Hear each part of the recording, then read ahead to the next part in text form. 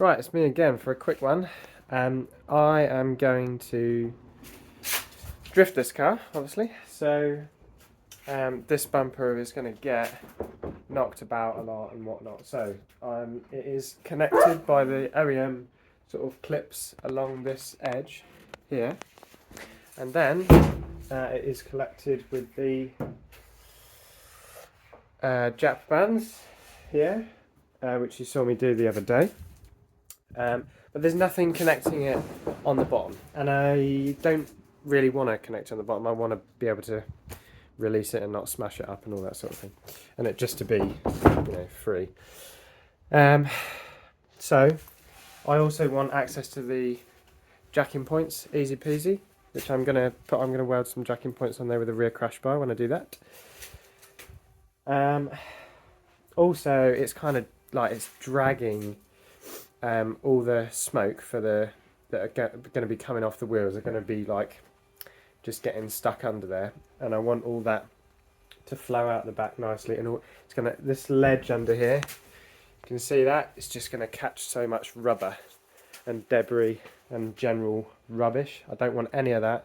And I know, you can get a jack under there easy peasy right now, but that's because I've taken so much weight off of it that the OEM suspension is. I've got absolutely so much room in there. I've taken so much weight off of it. It looks like an off-road vehicle now. So, but I've got coilovers. Got some BC coilovers for it off of a breaker. BC Racing coilovers. They are the divorced coilover setup where you've got the shock and the coil separate as per OEM. But I'm not in a rush to change that to standard true coilovers, as they're called, because I want to say the M3 CSL, E46 M3 CSL has this divorced setup, and it's a great handling car. So I'm not sure I see any need from a handling point of view to do that. Now, from an access point of view, it'd be great to have, instead of this, oh, you can't see it yet, I'll show you later. Instead of this great big spring, I'd like brake lines, to have lots of space to whirl around and all that kind of nonsense, and just space to get my hands in there for access when I'm fixing things. So it'd be nice to have the true coilovers, but frankly, I got these divorce setup coilovers off of a breaker car for 350 quid for all four.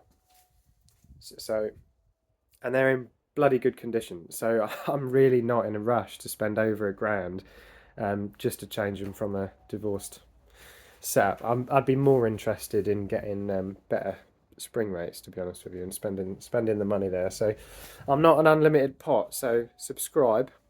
I need 1,000 subscribers and 4,000 watch hours before I can monetize, and then I can spend all of your money. Anyway, so I'm going to cut this out, and obviously I don't want it to look shit, right? So I don't know where you can see, but there's a line along here. And I think if I just cut it along that line, that'll look good. And also, I am actually going to cut out this number plate area. It's just a track car only, so I don't have to mount the number plate ever again. Yeah, and I just think it'll let all the smoke and debris out.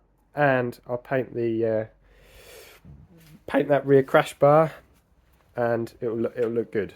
So I'm going, and I mean, this isn't going to be popular for everyone, but I really like this anodized red colour that I've used for the Jap bands. So I'm going to, when I powder coat the rear end, all the rear axle subframe stuff, I'm going to do the aluminium arms. I'm going to do in this anodized red colour, and I'm just going to do little accents in red. So I'm going to get some Hell braided soft lines made, which is a really hard decision because I want a built not bought car for sure, but the Hell braided lines come with swivel ends that you need, and it's a good feature to have, and you can't do that with AN lines that you can make yourself. Also, the stainless steel is wrapped in nylon.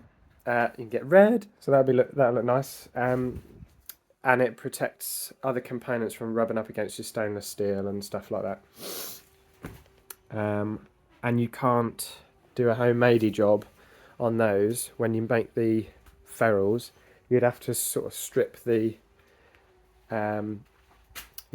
nylon coating back, and it's all kind of impregnated into the stainless braid. So you'd have to do that, undo that effectively at the ends, then splay the braid bits to get your olive in for your AN fittings, which won't swivel. So, and I ain't buying the crimp tool to make them how Hell makes them, because that's 10 grand apparently. Anyway, so that's the story. Watch me cut my bumper. Now, I'll be honest with you, there's a few things that I've done to this car that are a bit expensive, like or just ruin expensive things. They're not expensive, like these jack fans. You know, this coupe rear quarter panel is not a cheap panel, right? So drilling a hole in it was a bit of an emotional experience, but it is what it is. But the bumper is a cheap man. I mean, this is a facelift bumper, so a little bit more expensive, little bit more hard to get hold of, but you know, it's gonna get smashed up. I've got to just let go of the emotions. So yeah, man, watch me cut it up from this fantastic view. I'm gonna do it with a recip saw. This is my mate's recip saw. It's an M12. I'm not super sure about it, to be honest with you, but I've had a little test cut already just here, and actually it seems to work quite nicely. So let's get camera rolling and start cutting.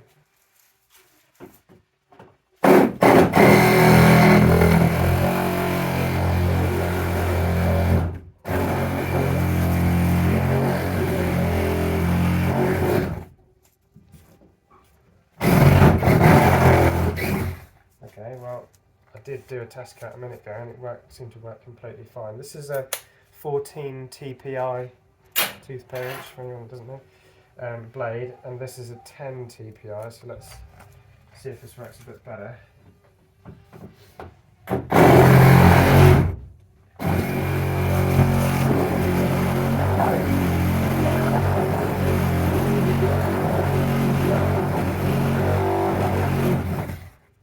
Curiously, and I don't know why this is the case, it's working fine when you weren't watching. So I'm going to have another little experimente with this, and then I'll probably have to stop rolling and figure it out and show you when it's done, to be honest. One more go.